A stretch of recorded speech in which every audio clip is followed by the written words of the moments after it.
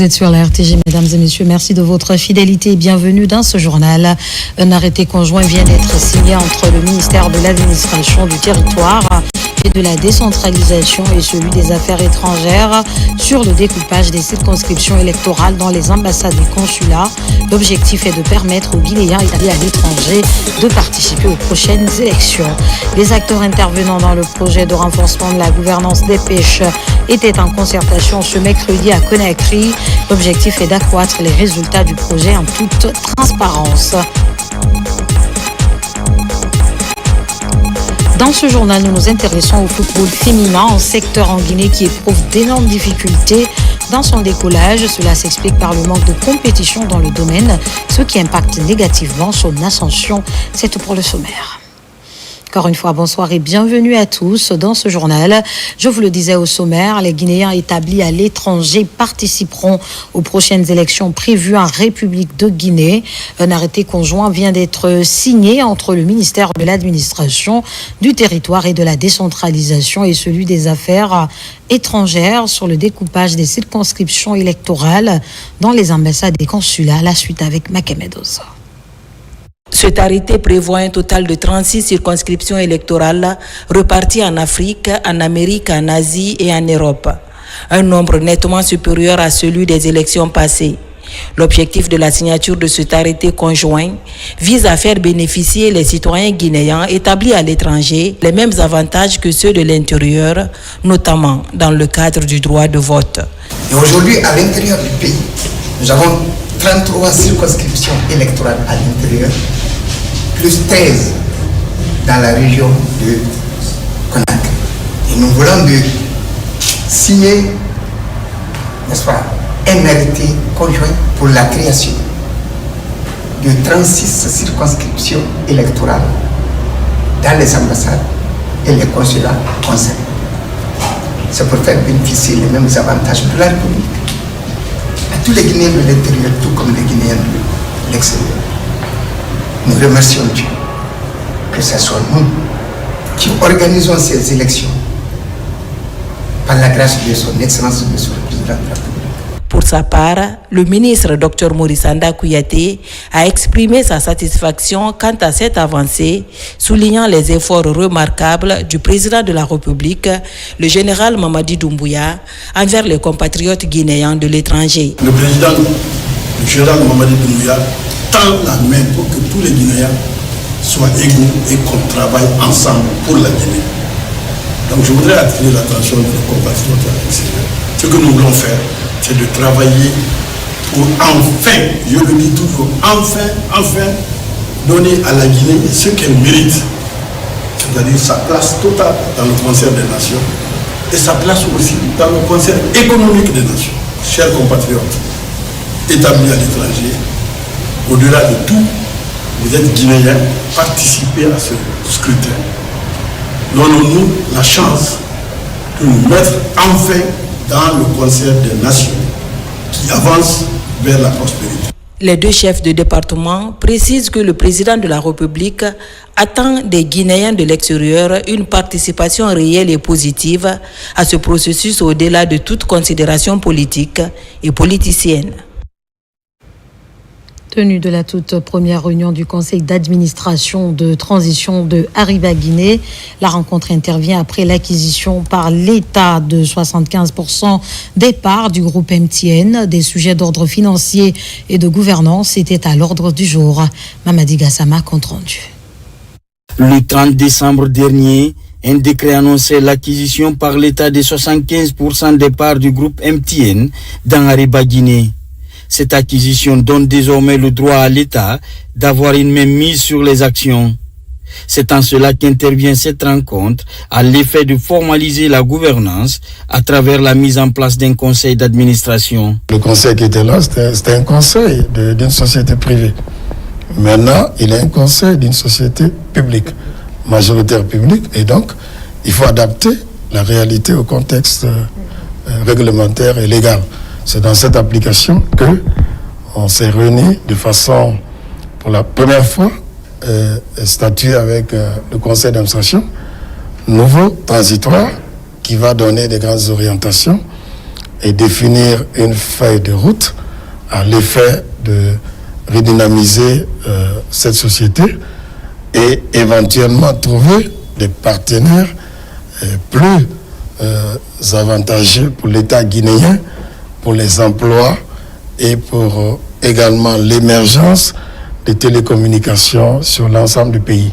Il s'agira pour les membres du Conseil de donner une dynamique nouvelle et restaurer la santé financière et opérationnelle de la société Ariba Guinée. Tout ce que je peux dire aujourd'hui, c'est lancer un message de reconnaissance, de remerciement d'abord pour la vision ambitieuse et porteuse du chef de l'État, remercier le soutien de Monsieur le Premier ministre qui a vraiment été là tout au long du processus d'acquisition et aussi lancer un appel à ces nouveaux administrateurs de dire que l'avenir du secteur des télécommunications est aujourd'hui entre leurs mains. Ce qui est important, qu'est-ce que la Guinée sera demain avec ce groupe? Qu'est-ce que ça donne? Ça sauve comme emploi. Au nom de mon groupe, c'est de remercier toujours ce que le gouvernement a pu faire. Récupérer. Maintenant, le grand problème reste de trouver un partenaire technique puissant, très fort. Cette reprise dénote de la volonté des autorités à créer de la richesse à travers la mobilisation des recettes et à sauver des emplois sociaux. Dans l'actualité encore, le Fonds d'appui aux activités économiques des femmes, FAEF, compte mobiliser des ressources pour appuyer davantage les activités économiques de la jeune féminine. Le plan stratégique de mobilisation des fonds est déjà validé. La prochaine étape sera celle de la collecte. Mohamed de Camara. La volonté des autorités du pays, à sa tête le général-président Mamadi Doumbouya, est d'aider les femmes guinéennes à lutter contre la précarité et la pauvreté. Le chemin privilégié est celui qui mène vers l'autonomisation économique garantie des femmes. La création du fonds d'appui aux activités économiques des femmes matérialise cette ambition. Pour la continuité dans l'accompagnement des initiatives des femmes, le FAEF mise sur le plan stratégique de mobilisation des ressources.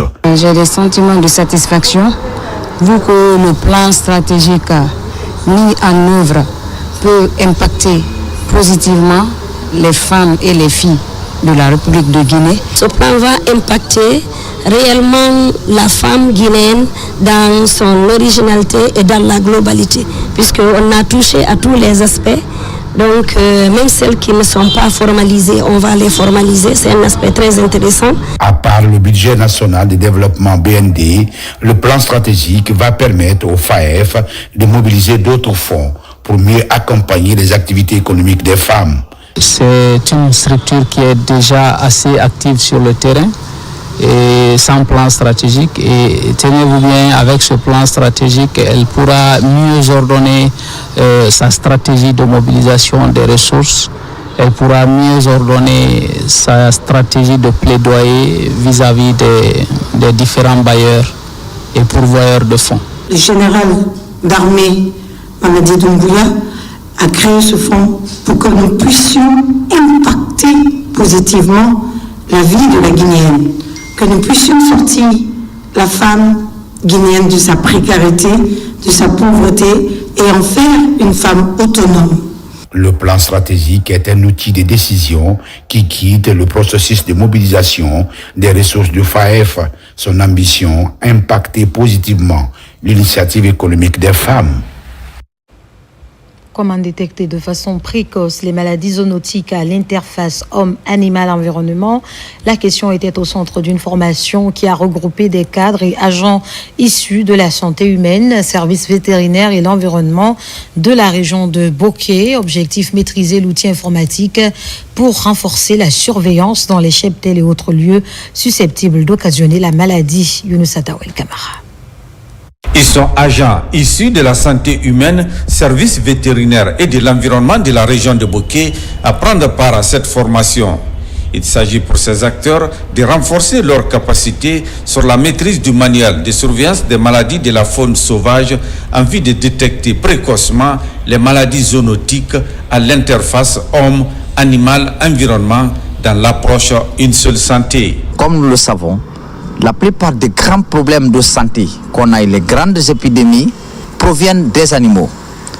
Donc si nous ne prenons pas les dispositions nécessaires, ça risque de créer d'énormes problèmes par rapport à la gestion. Le véritable problème a été que la plupart de ces problèmes de santé étaient justement considérés que par la santé humaine.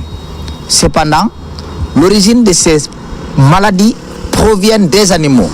C'est pourquoi l'utilité de ce qu'on appelle One Health, une seule santé, qui concilie le ministère de l'Environnement, le ministère de la Santé et le ministère de l'Agriculture et de l'Élevage. La maîtrise parfaite de cet outil de travail pourrait galvaniser ces agents dans le processus de collecte de données épidémiologiques sur le terrain, notamment élevage, abattoir, marché à bétail, volailles, parcs et réserves naturelles. L'objectif, c'est juste le renforcement des capacités et la compréhension de l'ensemble des acteurs concernés pour que l'ensemble des maladies pathogènes ici rencontrées chez nous soient éradiquées. Ces agents venus des différentes préfectures de Boké sont désormais bien préparés pour prévenir les maladies de la faune sauvage au compte de la région où l'élevage est bien pratiqué.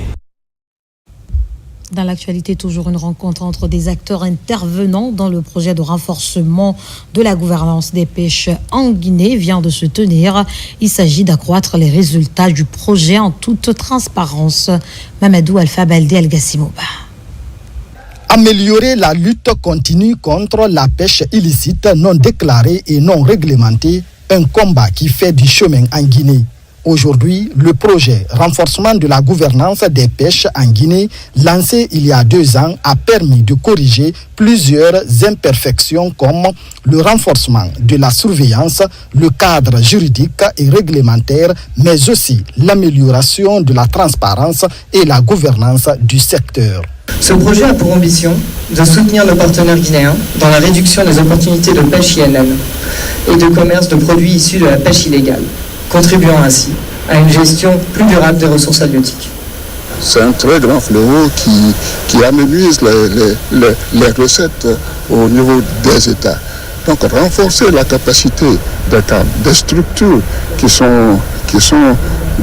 ont des actions de contrôle, de suivi, de contrôle et de surveillance en mer est extrêmement important. C'est justement l'occasion pour nous cette année de faire cet atelier qui est consacré à la coopération inter-administration. Pour la dernière phase du projet qui s'étale sur 3 ans, l'ensemble des acteurs impliqués dans sa mise en œuvre comme Océan 5 et le PRCM se concertent. Après l'évaluation du chemin parcouru, de nouveaux objectifs sont fixés.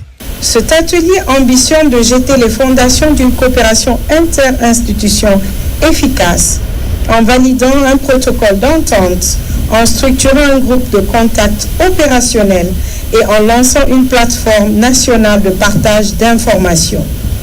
C'est une étape essentielle et, j'ose le dire, structurante dans la lutte contre la pêche INN.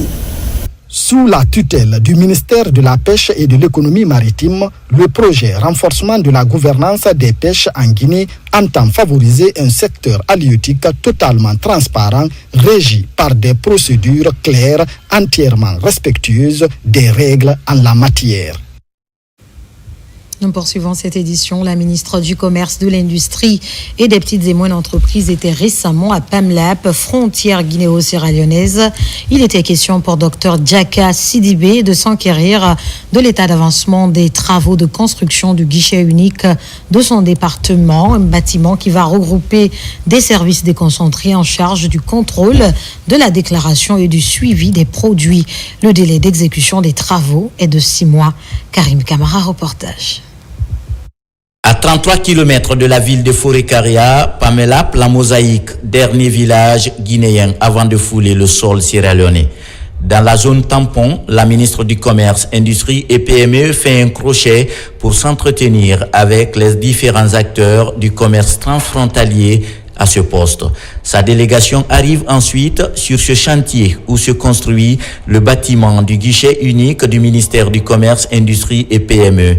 Il va regrouper les services DDI, DDE, l'ONCQ et l'Agipex. Les entreprises ont reçu les avances de démarrage à la hauteur de 16%. Mais aujourd'hui, vu l'évolution des travaux, vous vous rendez compte que les travaux sont au niveau de l'élévation, les gros œuvres sont bientôt finis. Donc nous, au bureau d'études, comme nous sommes là pour la maîtrise d'œuvre de ce chantier, nous allons préparer tout ce qui est décompte pour permettre aux entreprises maintenant d'obtenir leur premier décompte pour leur faciliter l'avancement des travaux. Ce poste à usage administratif va permettre à ces services déconcentrés du ministère du Commerce de contrôler tous les produits à l'importation et à l'exportation, de contrôler la qualité des denrées alimentaires et non alimentaires stratégiques, sans oublier le suivi systématique des produits sur le marché. Sur ce site également, nous allons pouvoir mettre un laboratoire mobile de contrôle qualité systématique afin que tous les produits ne soient pas forcément drainés jusqu'à Conakry, mais également un site de quarantaine et d'entreposage des produits qui seront directement saisis. Je me réjouis de l'état d'avancement du chantier qui est extrêmement important.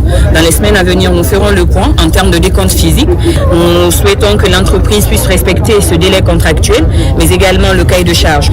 Ceci vient prouver vraiment la vision du chef de l'État sur le domaine du commerce et de l'industrie de notre pays. C'est un bâtiment R+1 composé de 3 bureaux au rez-de-chaussée et 11 bureaux à l'étage. Les travaux sont exécutés à 60% et le délai d'exécution est de 6 mois.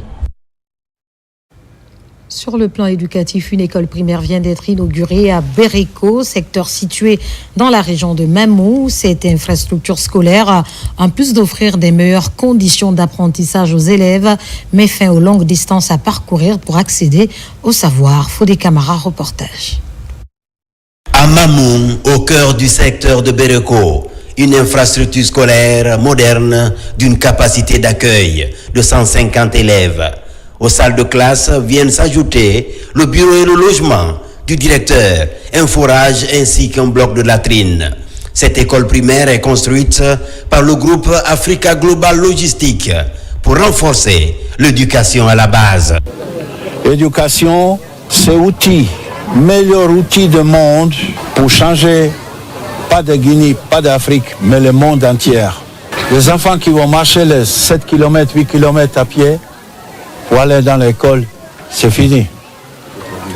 Ils vont aller dans l'école ici en Bereko. Quand je leur ai dit qu'on a des écoles là, en hangar, de nous assister, ils ont promis au mois d'octobre qu'ils vont construire cette école. Nous voici aujourd'hui à l'inauguration après 5 mois de construction. Donc mon sentiment est vraiment satisfaisant et je remercie le donateur, l'AGL.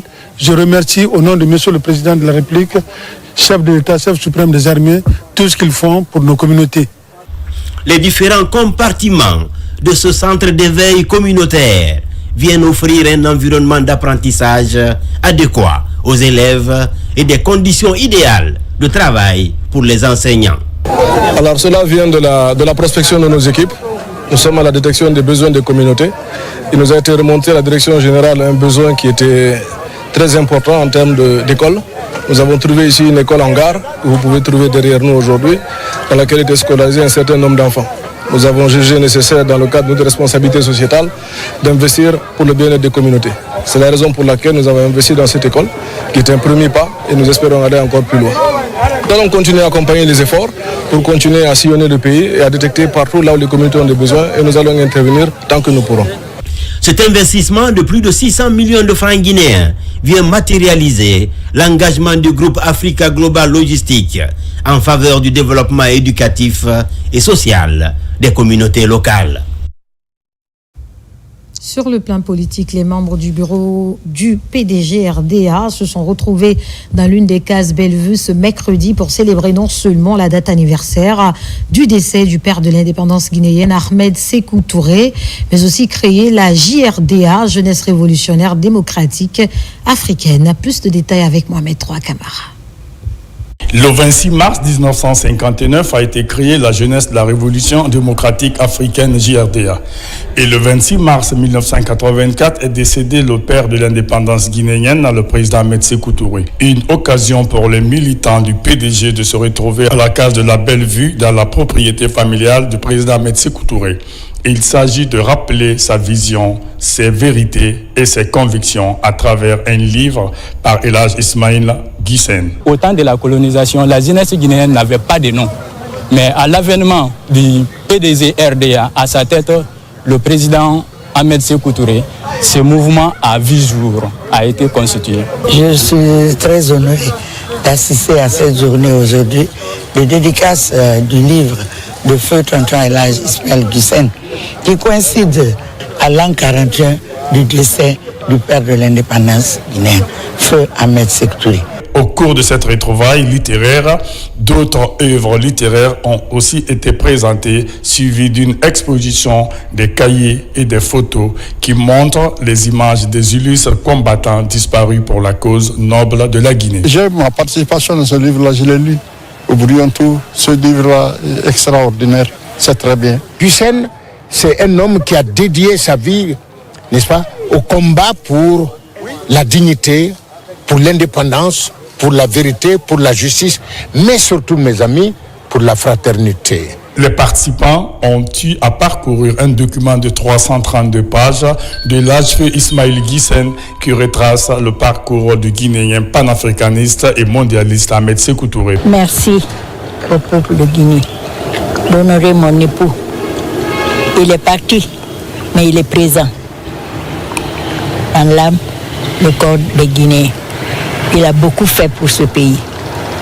Il a rehaussé l'honneur du PDG-RDA. Nous voulons marquer vraiment l'histoire de notre nation, l'histoire de notre pays. Le livre de El Hadj Guissène nous parle du président. Lui, en tant que compagnon du président, il explique vraiment avec sa proximité ce que le président Ahmed Sékou Touré représentait pour lui. Ce document de l'âge Ismaïl Guissène vient s'ajouter dans les rayons de témoignages de notre histoire chez l'Harmattan Guinée pour la connaissance de la vie et du testament du feu président Ahmed Sékou Touré. Dans le volet littérature, toujours, plusieurs ouvrages favorables aux actions de refondation du CNRD sont parus récemment à Conakry. On pourra par exemple citer l'ouvrage intitulé « Général Mamadi Doumbouya, un patriote engagé ». Cette œuvre du docteur Souleymane Cissé, enseignant-chercheur, retrace le parcours de l'homme du 5 septembre et les actions majeures posées par celui-ci. Aboubacar Diaby, reportage. Les acquis du chef de l'État, général Mamadi Doumbouya, continuent d'être célébrés de plusieurs façons en Guinée. Une conviction que Dr Souleymane Cissé matérialise à travers son ouvrage intitulé « Général Mamadi Doumbouya, un patriote engagé ». Ce livre d'une centaine de pages est distribué dans une atmosphère de convivialité. L'ouvrage retrace le parcours de l'homme du 5 septembre, autrement appelé le Lion Noir, dans le roman Dramous de Camara Laye. Pour que le thème un patriote engagé, ça veut dire que le général est arrivé à un moment où tout était bloqué, même les simples discours. Mais lorsqu'ils ont fait leur apparition, tout le monde a compris que maintenant il y a quelque chose qui change. Et aussi j'ai essayé de prouver dans ces livres qu'il y a des pays qui ont eu leur développement par la grâce des militaires, comme le cas de Ghana, où le colonel Jerry John Rawlins a pu développer son pays et faire l'un des meilleurs pays démocratiques en Afrique. Cet ouvrage comporte 12 chapitres qui magnifient toutes les réalisations à l'actif du général Mamadi Doumbouya.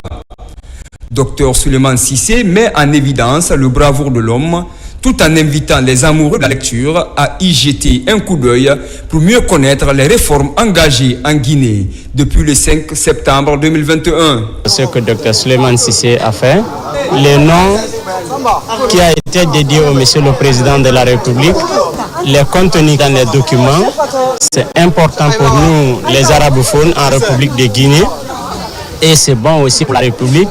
J'interpelle tout le monde de ne pas rester dans l'indifférence. Parce qu'au moins, on voit des choses. On voit des routes, on voit beaucoup de choses autour de nous. C'est notre patrie. Écrit en arabe et traduit en français, cette œuvre littéraire vise à immortaliser l'homme du 5 septembre 2021. À travers cette distribution, cet enseignant-chercheur de l'Université générale Lansana Conté de Somphonia s'engage à soutenir à tout bout de champ les actions du chef de l'État, général Mamadi Doumbouya. Une manière pour lui de contribuer au développement socio-économique du pays. Le football féminin nous intéresse dans ce journal. Le secteur en Guinée éprouve d'énormes difficultés. Le manque de compétition dans le domaine reste un facteur qui handicape son évolution. La problématique impacte négativement les résultats des sélections nationales. Abdoulaye Diallo. La Guinée est l'un des pays précurseurs du football féminin en Afrique. À date, cette entité du Curon bat de l'aile. Les filles ont du mal à faire carrière par manque de compétition locale. Pour cette saison, les clubs n'ont joué que la phase aller depuis des mois. Les joueuses se contentent des entraînements dans les quartiers. Conséquence, les sélections nationales sont toujours éliminées pour les joutes internationales. Et ce manque de championnat, comme vous venez de le dire, est un frein pour le développement de ce foot parce que nos filles regorgent assez de talent, mais ce qui fait que souvent, nos équipes nationales, on a souvent des problèmes quand on ne joue qu'une phase et souvent quand on rencontre des pays mieux organisés que nous, c'est l'échec qui se présente parce que nos filles ne compétissent pas régulièrement. Le fait de rester sans compétir pousse certaines footballeuses à s'expatrier dans des pays limitrophes pour exercer leur passion, en dépit des conditions précaires. Pour inverser la tendance, des personnes ressources s'engagent à accompagner ces filles. C'est le cas de l'ancien vice-président du comité de normalisation de la Fédération guinéenne de football. Sega Diallo soutient désormais l'AS Bolonta, créée en 1996. Ces pensionnaires alternent le football avec les études ou des métiers de leur choix. Dans quelques années, on espère pouvoir sortir des internationales, mais aussi des diplômés en informatique, en coiffure, dans différents métiers. Donc voilà, on essaie de faire en sorte que leur passion du football ne puisse pas les empêcher de développer leur avenir à côté. Le football, je l'ai choisi depuis à l'enfance. J'ai déjà fini les études. J'ai fini l'année passée. Donc, du coup, j'ai accompagné le football avec les études. En fait, je ne les ai pas abandonnées. Je vais être professionnel, je vais jouer dans des grands clubs. Pour son épanouissement en Guinée, le football féminin a besoin d'une organisation à la base avec une attention particulière des autorités. De son côté, la FIFA en fait du football féminin l'une de ses priorités avec un taux de 30% de sa ligne budgétaire pour l'accompagnement des fédérations nationales. Voilà qui met fin à ce journal. Merci à tous de l'avoir suivi. L'actualité se poursuit sur le www.rtgguinée.info. Guinée, notre paradis, terre de richesse, d'opportunités et d'innovation. Bonsoir.